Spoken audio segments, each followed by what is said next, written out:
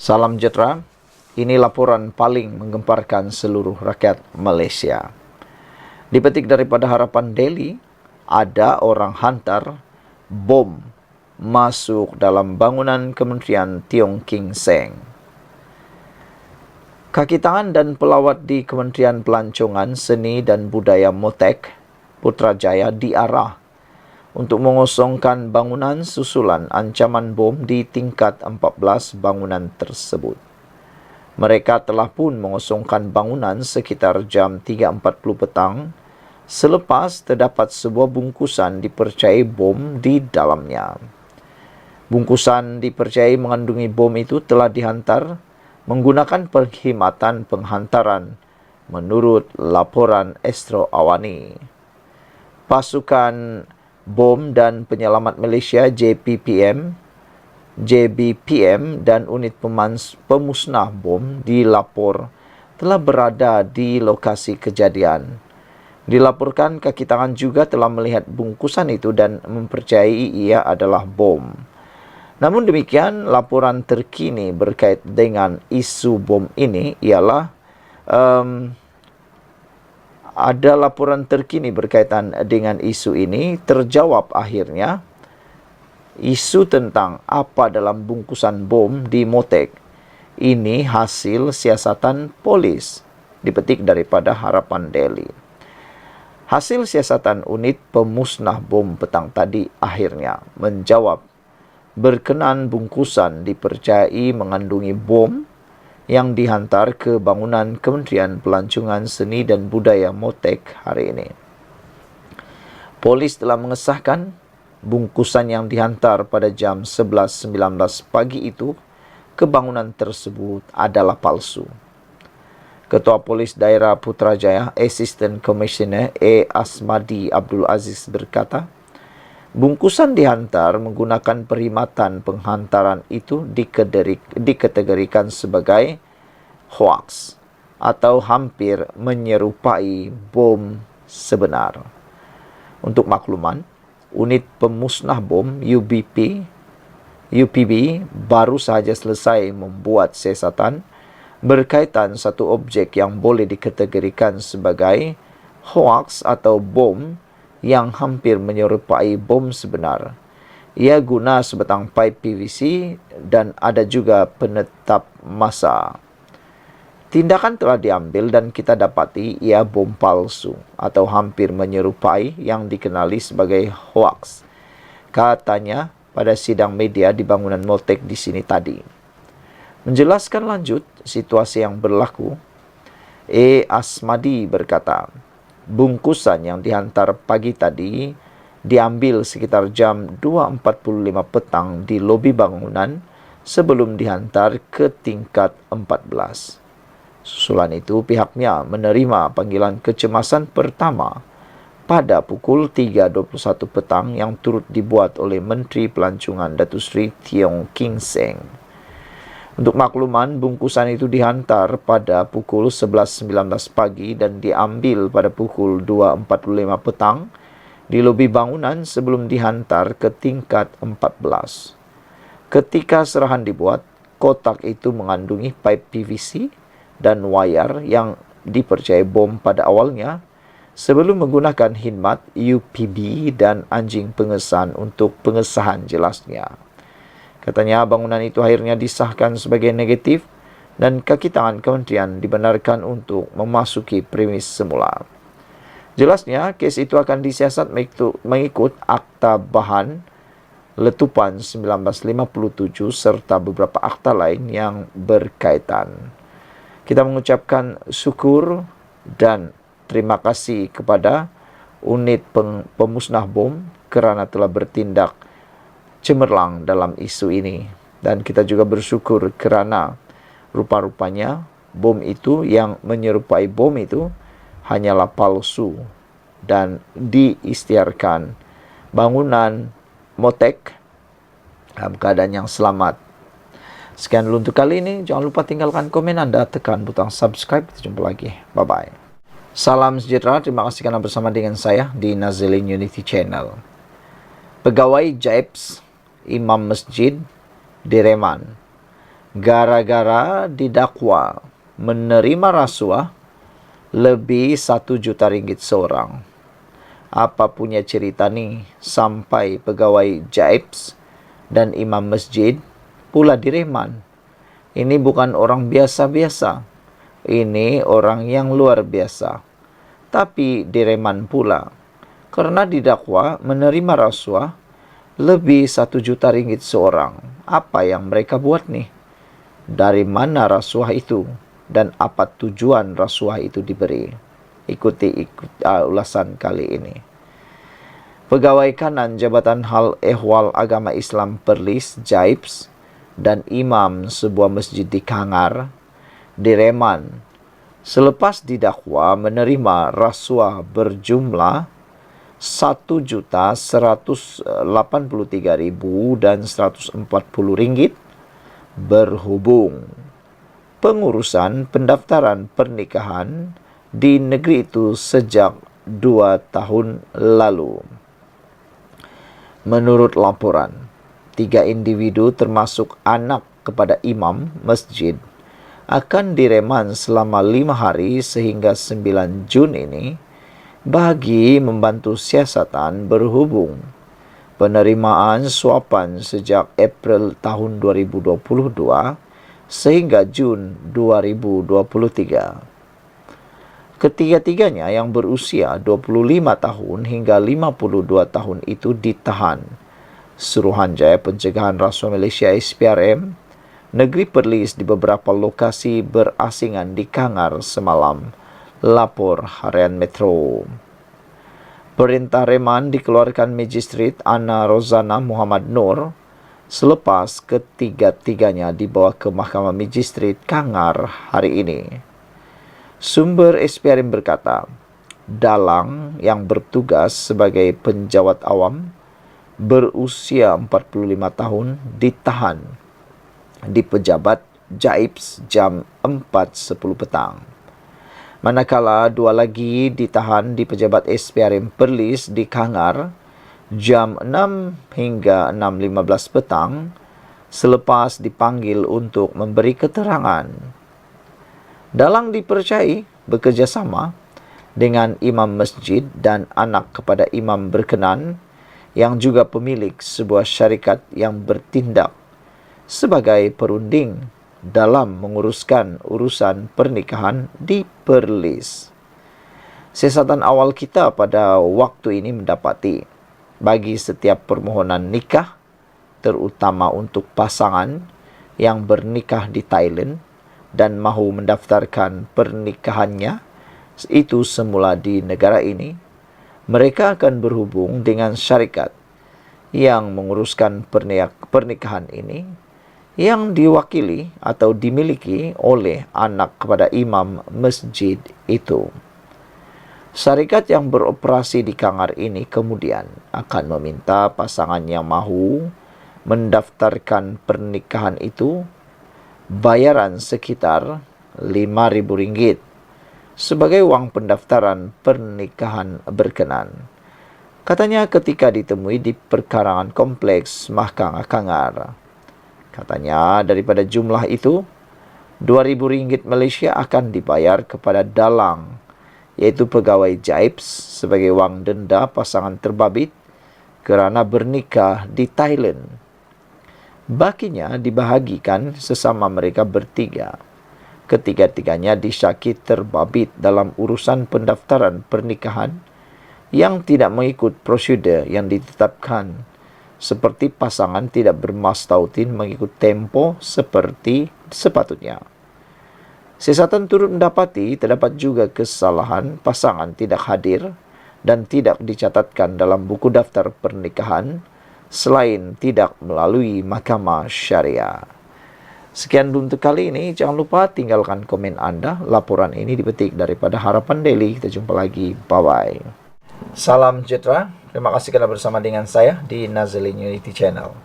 Dari file SPRM, dari file PDRM, dari file pembuat kuasa di Malaysia, hari ini kita dikejutkan dengan pembongkaran, pendedahan, tangkapan, dan penahanan sindiket mengelak cukai terbesar di Pelabuhan Klang, yang mana kita terkejut kerana sebesar ini jumlah ketirisannya.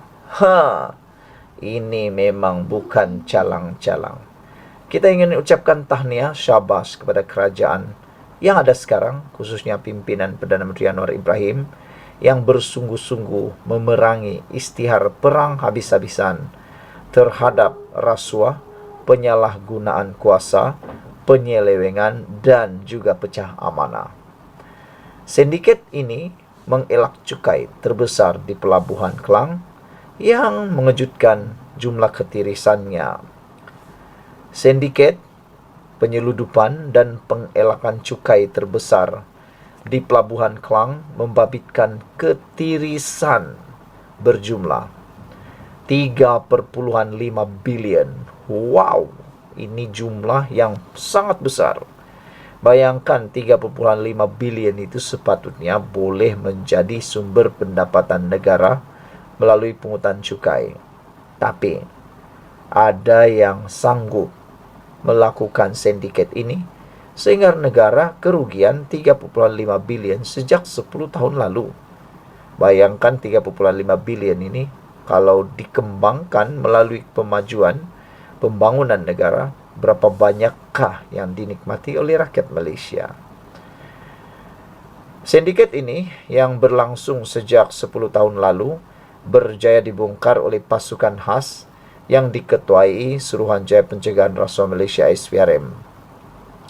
Dalam operasi khas di Selangor dan Kuala Lumpur baru-baru ini, pasukan khas 3 agensi telah menahan sebanyak 19 buah lori kontena disyaki membawa pelbagai jenis barangan lari cukai yang diseludup keluar tanpa melalui pemeriksaan pihak berkuasa. Selain SPRM, pasukan khas risikan turut melibatkan Jabatan Kastam Diraja Malaysia dan Lembaga Hasil Dalam Negeri LHDN. Sumber SPRM berkata, risikan pasukan khas berjaya mengesan 10 syarikat forwarding ataupun ejen penghantaran yang digunakan bagi menyeludup barang-barang import dengan membuat pengisytiharan cukai palsu. Dianggarkan sindiket ini menguruskan lebih kurang 3,000 kontena sebulan. Punya banyak. Hasil ketirisan cukai bagi tempoh 10 tahun dianggarkan sebanyak 3,5 bilion berdasarkan cukai minimum RM7,000 bagi setiap kontena. Bagi mengelak dikenakan cukai, sindiket ini membuat pengisytiharan palsu menggunakan borang kastam 9 untuk tujuan pecah kecil pukal dengan mengisytiharkan barangan tidak bercukai seperti kerusi roda dan barangan perubatan.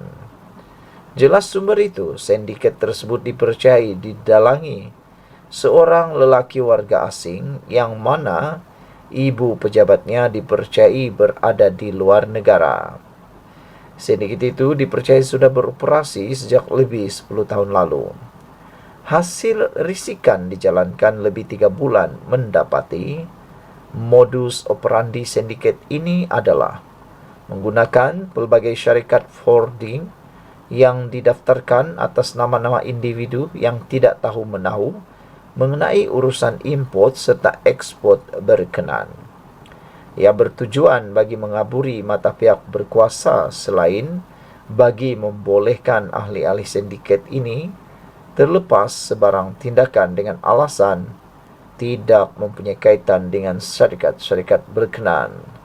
Katanya, hasil risikan juga mendedahkan kontena itu akan memasuki gudang berlesen awam Pelabuhan Utara hanya untuk tempoh 10 hingga 15 minit sahaja bagi mengaburi mata pihak berkuasa serta tidak melalui proses pemeriksaan kastam dan terus keluar untuk diedarkan ke seluruh negara. Sementara itu, Ketua Pesuruhjaya SPRM Azam Baki berkata, pihaknya telah membuat tangkapan serta mendapat perintah reman 4 hari terhadap 2 individu disyaki terlibat sindiket berkenan. Kami juga mengenal pasti identiti semua pihak, termasuk dalang utama dipercayai berada di luar negara, pemilik syarikat, ejen forwarding, serta pegawai-pegawai kastam yang bersekongkol dengan sindiket ini dan akan menahan mereka dalam masa terdekat, katanya.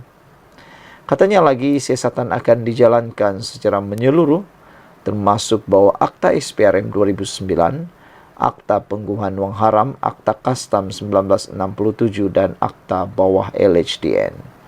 Mac lalu, SPRM berjaya membongkar sindiket penyeludupan dan lari cukai di kargo lapangan terbang antarabangsa Kuala Lumpur KLIA Sepang mencecah 2 bilion ringgit Malaysia bagi tempoh 3 tahun. Wow, ini memang hebat dan luar biasa. Sekian untuk kali ini. Ikuti terus ulasan selepas ini. Salam sejahtera, terima kasih kerana bersama dengan saya di Nazilin Unity Channel.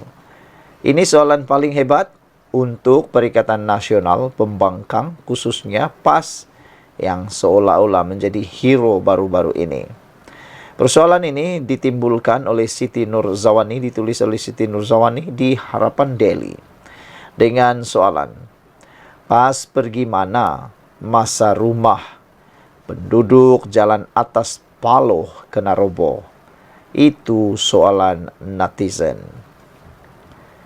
Berikutan perobohan rumah di Kampung Sri Makmur di Gombak, Selangor sekarang ini, baru-baru ini, yang menyaksikan pembangkang begitu gairah bersuara. Penggunaan media sosial bertanya, di manakah suara blog itu ketika penduduk jalan atas Paloh, Kota Bahru mengalami nasib yang sama? Itulah orang kata, kalau orang yang buat, dia kata salah. Kalau orang yang buat, dia kata itu dosa besar. Tapi bila di tempat dia yang berlaku, dia diam-diam saja, kata netizen. Jadi netizen tanya, pergi mana Perikatan Nasional PAS masa rumah penduduk jalan atas Paloh kena roboh? Jika dibandingkan, penduduk di jalan atas Paloh yang rumahnya diroboh waktu itu adalah rakyat Kelantan sendiri. Namun, di Kampung Sri Makmur, kawasan itu sudah dikuasai oleh kumpulan warga asing. Ini yang mungkin Anda tak pernah tahu. Kawasan perkampungan di Sri Makmur, Selangor, Gombak Selangor itu sebenarnya sudah banyak dikuasai oleh kumpulan warga asing. Manakala penduduk di jalan atas Paloh yang rumahnya diroboh waktu itu sebenarnya adalah rakyat Kelantan sendiri. Jadi di mana suara Perikatan Nasional PAS waktu itu? Maka dengan itu, Kerajaan Selangor di bawah Datuk Seri Amiruddin Syari telah pun memberi pampasan dan penempatan semula kepada penduduk asal sahaja. Exco Kelantan Hilmi Abdullah ketika sidang Dewan Undangan Negeri itu pada Mac tahun ini pernah berkata, mengikut undang-undang, semua penduduk setinggan yang duduk di tanah milik kerajaan tidak layak menerima sebarang pampasan. Justru, warganet mempersoal mengapa pembangkang terutama PAS beria-ia mahu dilihat juara dalam soal Kampung Sri Makmur. Sedangkan kumpulan itu juga yang mengabaikan penduduk kampung atas Jalan Paloh. Saudara-saudara sekalian, yang dekat Kelantan tu sah-sah orang Kelantan, tapi kena hambat juga. Yang dekat Selangor ini sah-sah majoriti, bukan orang asal Selangor. Logik juga kena hambat, komen pengguna X di IK Topek. Serangan balas netizen terhadap PAS berikutan Ketua Pemuda PAS Selangor Muhammad Sukri Omar terus membangkitkan soal Al-Quran yang didakwanya tertimbus di bawah runtuhan rumah di Kampung Seri Makmur. Menurut mereka, PAS cuba mengalihkan isu sebenar menggunakan isu Al-Quran untuk menyerang kerajaan. Untuk rekod, perubahan rumah di Kampung Seri Makmur dilakukan selepas banyak peluang telah diberikan kepada penduduk kampung berkenan sejak 3 tahun lepas. Notis berpindah dari perkampungan itu juga sebenarnya telah dikeluarkan lebih awal sejak 2006. Namun terdapat penduduk yang enggan mematuhi arahan berkenan. Sekian dulu untuk kali ini. Jangan lupa tinggalkan komen Anda untuk isu kali ini. Kita jumpa lagi dan tekan butang subscribe untuk bantu saya meningkatkan channel ini. Kita jumpa lagi. Salam sejahtera. Terima kasih karena menonton channel Nazil Unity. Pernah dengar satu lagu? Apakah kau sudah lupa? Apakah kau sudah lupa janji-janji manismu dahulu? Apakah kau sudah lupa perbuatan-perbuatanmu yang dahulu?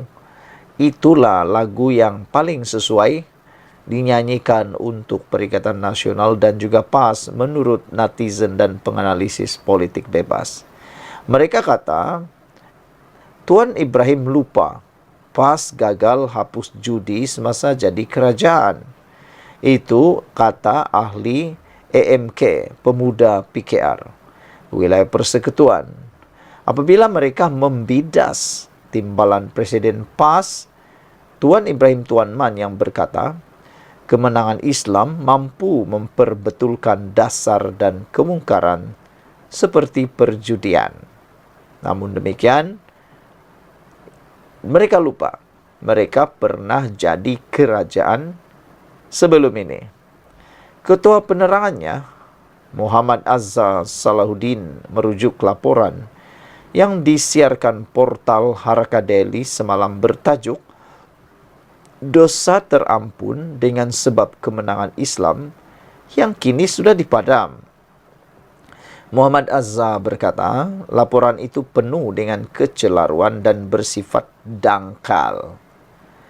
Tuan Ibrahim mengatakan, premis perjudian wujud kerana kelulusan diberi oleh pemimpin yang berkuasa dengan mendapat kuasa melalui pilihan raya.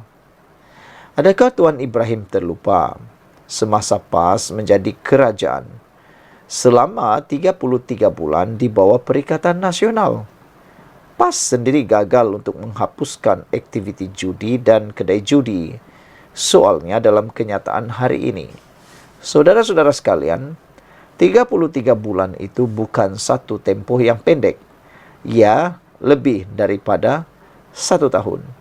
Kalau benar PAS serius mahu mengotakkan janji, serius mahu melakukan apa yang mereka mahu lakukan, yaitu menghapuskan semua premis perjudian, pastilah selama 33 bulan itu boleh dilaksanakan. Tapi tak terjadi apa yang dikatakan itu. Kalau mungkin 3 bulan, mungkin sukar. Tapi kalau 33 bulan, pastilah boleh dilakukan apa yang dijanjikan itu. Dalam laporan Haraka Daily itu, Tuan Ibrahim antara lain berkata, kemenangan Islam dalam pilihan raya akan menyebabkan dosa golongan terdahulu diampunkan seperti dinyatakan Allah di dalam Al-Quran. Memetik sirah kemenangan Rasulullah, dia berkata, keampunan ilahi disebabkan berlaku perubahan kepada pentadbiran yang menghapuskan maksiat yang telah dibenarkan oleh pentadbiran terdahulu. Malah katanya, pentadbiran itu mendapat kuasa hasil sokongan rakyat terdahulu yang menyebabkan semuanya bersekongkol dengan maksiat itu. Bagaimanapun, Muhammad Azhar berkata keadaan lebih teruk semasa PAS menjadi sebahagian daripada kerajaan. Apabila cabutan khas judi dinaikkan daripada 8 kepada 22 kali setahun. Lebih hina dan jijik lagi, kegagalan PAS untuk menghapuskan judi serta menaikkan cabutan khas judi semasa menjadi kerajaan bukanlah hasil daripada menang pilihan raya, tetapi hasil daripada tebu katap yang terbentuk daripada satu pakatan dan komplot jahat yang menjatuhkan kerajaan yang dipilih oleh rakyat. Katanya lagi, berhubung kenyataan Tuan Ibrahim berkenan kerajaan PAS di Kelantan berjaya menghentikan dasar yang bercanggah dengan Islam, Muhammad Azhar membangkitkan kadar kemiskinan di negeri itu yang menurutnya membimbangkan. Dia membangkitkan data yang dikeluarkan Unit Penyelarasan Pelaksanaan ICU Kelantan yang mencatat golongan ketua isi rumah KIR miskin dan miskin tegar yang meningkat daripada 68,000 kepada 78,000 setakat 31 Januari lalu. Setelah bertahun PAS mentadbir Kelantan, kemudahan infrastruktur dan penyediaan air bersih kepada rakyat sendiri, Kelantan sendiri PAS gagal untuk laksanakan, sehingga rakyat Kelantan mula rasa terbeban. Kata beliau, nasihat saya kepada para pemimpin PAS supaya berhentilah daripada menggunakan nama Islam sebagai modal politik murahan untuk menipu rakyat. Buktikan kehebatan Islam itu daripada perbuatan dan bukan hanya daripada penipuan halusinasi, kata beliau lagi. Saudara-saudara sekalian, itu adalah komen daripada pemuda PKR AMK Wilayah Persekutuan, yaitu Muhammad Azhar, apabila membidas kenyataan Tuan Ibrahim tentang kemenangan Islam mampu memperbetulkan dasar dan kemungkaran seperti perjudian. Namun demikian, laporan itu telah pun dipadam oleh Haraka Delhi, tetapi sempat diberikan komen oleh semua penganalisis politik. Persoalan besar, Tuan Ibrahim lupa PAS gagal hapus judi semasa jadi kerajaan. Sekian dulu Malaysia kita punya, kita jaga sama-sama, cintai Malaysiaku. Kita jumpa lagi. Bye-bye. Salam sejahtera, terima kasih kerana bersama dengan saya di Nazalin Unity Channel. Sejak 2 menjak ini, tiba-tiba Tun Mahathir banyak sekali permintaan. Ada yang kata, adakah itu permintaan-permintaan akhir, petanda-petanda akhir daripada Tun Mahathir. Yang terkini berkaitan dengan permintaan Mahathir supaya Mahkamah RCI Batu Putih terbuka kepada umum. Ada yang bertanya, kenapa Mahathir mahu supaya perbicaraan ini terbuka pada umum, sedangkan ianya lebih kepada menyiasat apa yang berlaku. Saudara-saudara sekalian, lebih penting lagi, apa sebenarnya yang mau ditunjukkan oleh Mahathir melalui mohon Mahkamah RCI Batu Putih terbuka pada umum? Apa yang dia nak tunjukkan? Dalam hal mahkamah berkaitan RCI ini, memang kita semua nak tahu juga, tapi laporannya ada dalam bentuk bertulis. Dan lebih penting lagi, kita juga mahu supaya tiada perkara-perkara yang sulit yang boleh terlepas. Maklumlah, mungkin ada perkara sulit yang akan terpaksa dikemukakan dalam RCI tersebut. Tapi itulah, kita pun hairan. Kenapa Tun Mahathir tiba-tiba mahu pula Mahkamah RCI Batu Putih terbuka pada umum? Bekas Perdana Menteri Dr. Mahathir Mohamad telah memfailkan semakan kehakiman berhubung prosiding Suruhanjaya Siasatan Diraja RCI yang sedang berlangsung bagi menyiasat isu kedaulatan berhubung Pulau Batu Putih, Middle Rocks dan South Ledge. Mahathir memohon mahkamah untuk memerintahkan prosiding tertutup itu terbuka kepada umum dan memecat 3 daripada 7 ahli panel RCI kerana didakwa berisiko berat sebelah. Wah, menjadi persoalan ialah siapa Tun Mahathir sehingga mahu perkara-perkara seperti ini boleh dilakukan khas untuk dia. Pertama, meminta prosiding tertutup itu dibuka kepada umum. Yang kedua, meminta pula 3 daripada 7 ahli panel RCI dipecat. Saudara-saudara sekalian, ini memang amat pelik lagi luar biasa. Kalau dulu dalam perbicaraan Najib dan Rosmah, banyak permintaan-permintaan pelik seperti ini berlaku. Dulu Mahathir cuba kecam, macam-macam dia kecam. Tapi kali ini pula, dia juga yang buat. Apabila dia mau supaya 3 orang daripada 7 ahli panel RCI dipecat. Pada pendapat netizen, kenapa pula nak pecat? Adakah Tun Mahathir takut? Ataupun adakah panel yang mau dipecat itu ada pengetahuan mereka yang lebih tinggi, lebih baik? Mahathir juga memohon pengisytiharan mahkamah bahawa dia adalah orang yang kelakuannya menjadi subjek siasatan atau yang terlibat dalam perkara itu, yang disiasat oleh RCI mengikut Seksyen 18 Akta Suruhanjaya Siasatan Diraja 1950. Seksyen 18 Akta Suruhanjaya Siasatan Diraja memberi hak kepada orang berkenan untuk diwakili peguam sepanjang prosiding di hadapan Pesuruhjaya.